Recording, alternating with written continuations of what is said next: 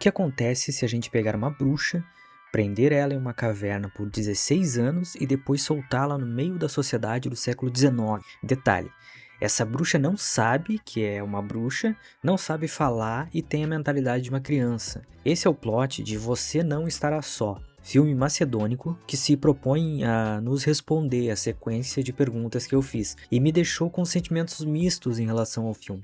Eu comecei o filme com um pouco de raiva já, por conta de uma série de cagadas que o roteiro comete, pelo menos na minha opinião, mas depois acabei aceitando algumas ideias do filme e terminei ele com aquele sentimento meio Silvio Santos. Tá bom.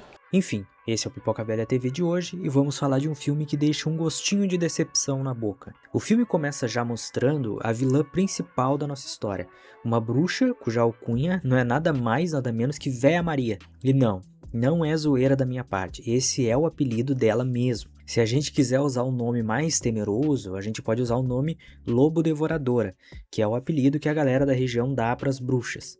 A Véia Maria, que é uma criança para ela, e invade um vilarejo usando a aparência de um gato. Aqui a gente já é introduzido a forma como as bruxas fazem para trocar de forma. Elas matam alguma coisa e pode ser uma pessoa, um animal, tanto faz, e se transformam naquilo. Então ela usa a forma de gato para entrar numa casa onde está a nossa protagonista, esse bebezinho aí. A mãe da criança implora para que a bruxa deixe a menina em paz, inclusive promete que pode trazer crianças para a bruxa se ela deixar a filha dela viva. Mas a Véia Maria não tá afim de aceitar essa proposta, então elas fazem um acordo. A mãe fica com a garota até os 16 anos e depois a bruxa pode vir buscá-la. Surpreendentemente, nossa vilã, que com essa maquiagem parece saída direto de um episódio de Power Rangers, aceita a proposta, mas com a condição de ferir a língua da menina. Por quê?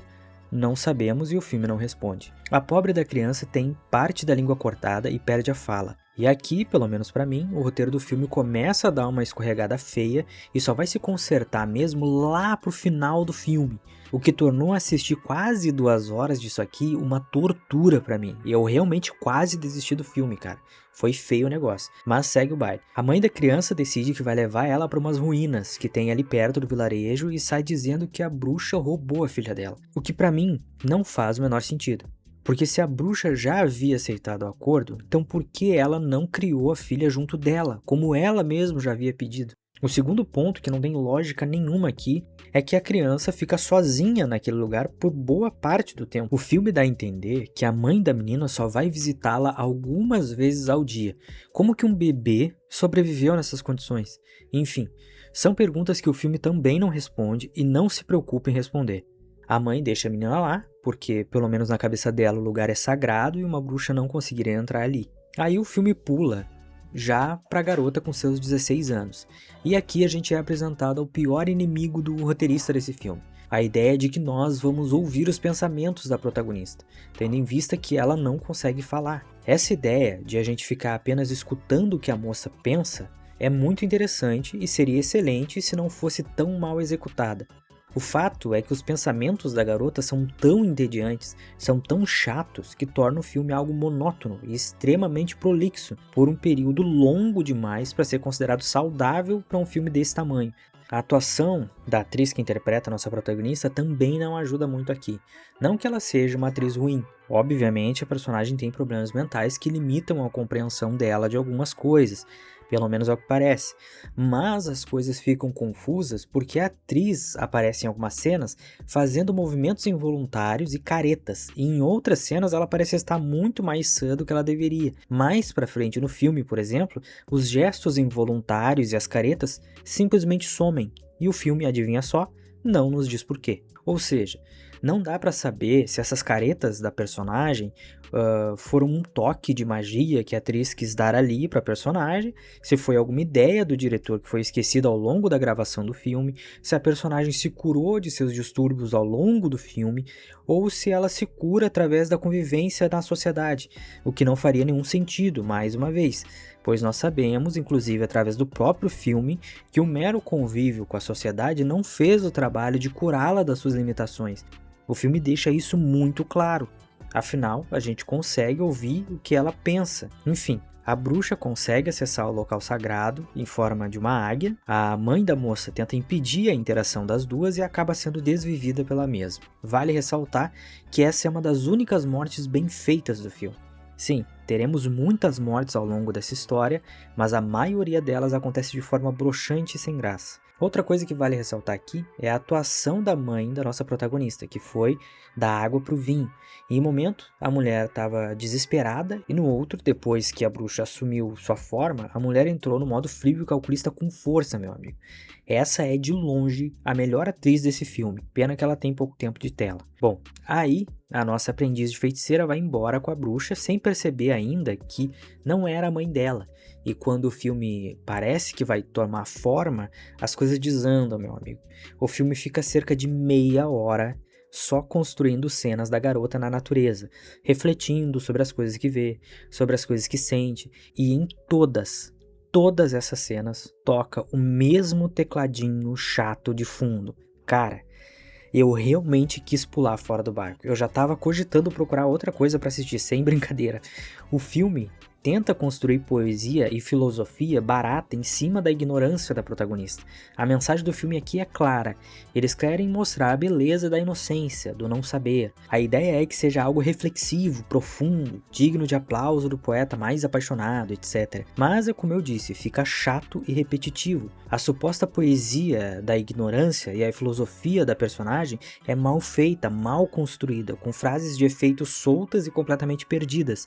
Para tu ter uma noção, existe um momento onde a moça se questiona se a mulher é uma vespa e se o pardal é uma cobra. Sim, cara, é desse nível para baixo. E o filme gasta preciosos 30 minutos nisso. Lá pelas tantas, depois da protagonista se negar a beber sangue dos animais por diversas vezes, a véia Maria decide largar ela sozinha na floresta. A garota vê a bruxa se transformar em um lobo e inclusive observa como se faz para trocar de forma, algo que vai ser muito importante daqui para frente. A menina vai para um vilarejo, onde tenta interagir com uma criança e por conta dos gritos da criancinha se esconde, justamente onde um bebê estava. A mãe do bebê chega, tenta afastar a garota do neném e cai por cima das garras da protagonista.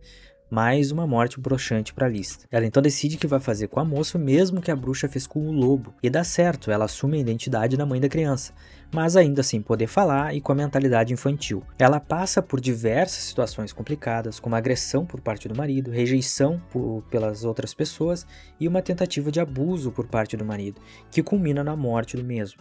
A garota então passa a vagar, assumindo diferentes formas, até que ela decide que vai tentar ter relações com o rapaz, mas por conta do desconforto acaba desvivendo o coitado e assume a forma dele também. Ela passa um bom tempo na forma do cara, tem sua primeira experiência sexual na forma dele, passa a ser notada no vilarejo como uma das vítimas da bruxa, afinal, geral percebe que não é a mesma pessoa, mas eles nem sonham que o cara já tá morto faz tempo, meu amigo. A bruxa volta e meia aparece para atormentar nossa protagonista, sempre dizendo para ela que não dá certo tentar se misturar com as pessoas normais, pois alguém sempre acaba descobrindo que ela seria feita em pedaços.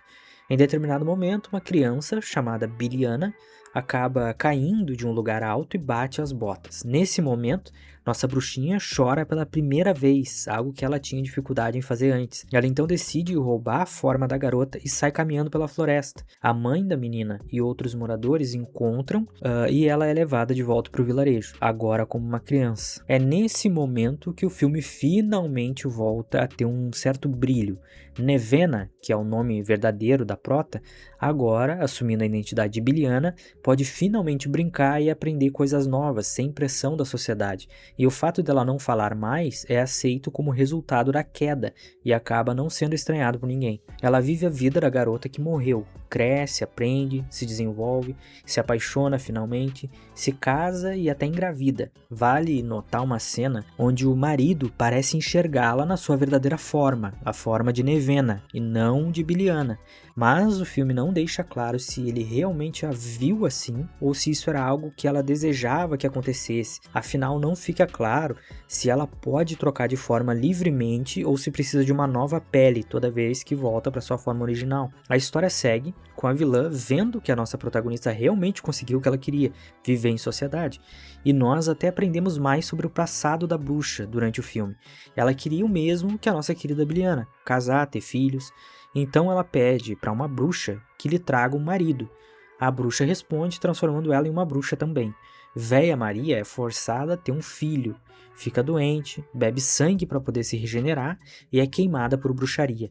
Ela sobrevive às queimaduras e é por isso que ela tem essa cara de Freddy Krueger da Shopee. A Véia Maria fica pé da vida porque a nossa garota prodígio tá se dando bem mesmo e decide desviver o marido da garota. Ela também espera que a Biliana / Nevena tenha a sua filha e decide dar um fim na criança também, e consegue, diga-se de passagem.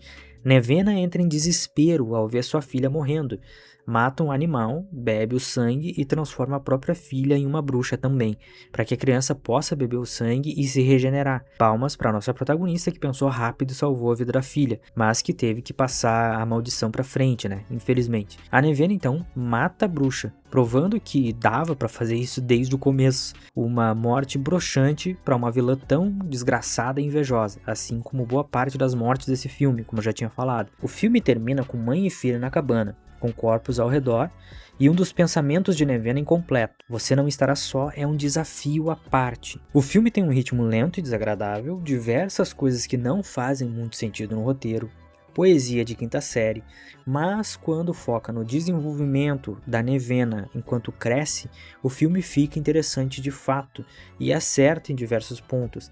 Se o desenvolvimento da personagem tivesse começado antes, provavelmente esse filme seria muito mais interessante de ser assistido. Enfim, esse foi Pipoca Velha TV de hoje, fiquem todos com Deus e até a próxima.